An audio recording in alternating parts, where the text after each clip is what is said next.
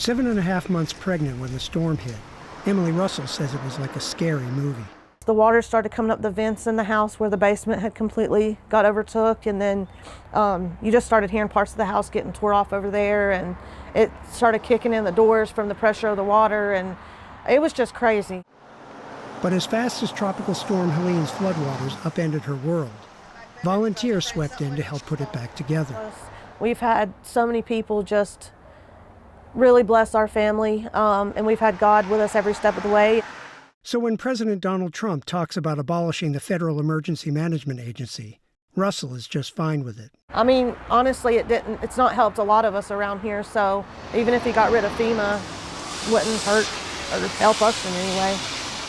Nearly 5 months after Helene tore through the foothills of western North Carolina, many wonder why more hasn't been accomplished. Well, if this is the way they are, he ought to do away with them. City and regional planning professor Miyuki Hino studies the impacts of climate change.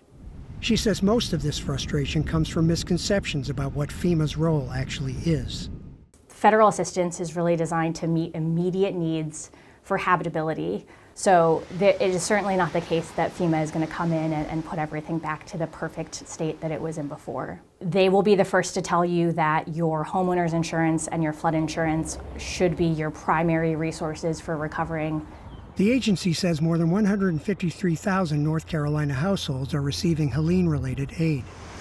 18,000 have received money to repair primary homes, and thousands more are staying in FEMA-funded housing. Russell complained about the Byzantine process for filing a claim.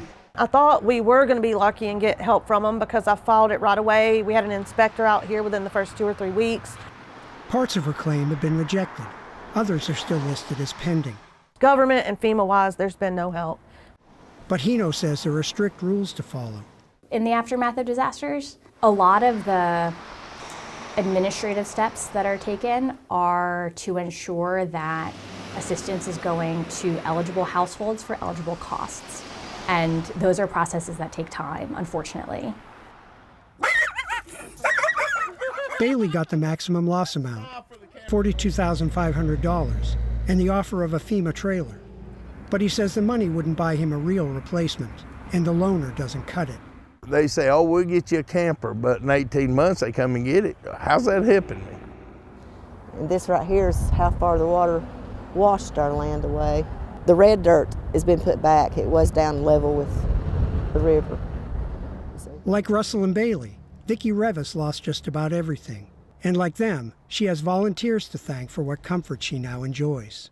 Everything that we have here was donated, except my car, of course. It's the only thing that made it out of the flood is us in that car. But unlike Russell and Bailey, she refuses to badmouth FEMA. They were good with me. I mean, I don't have any complaints. I mean, I guess they do the best they can, but maybe some people expect more or whatever.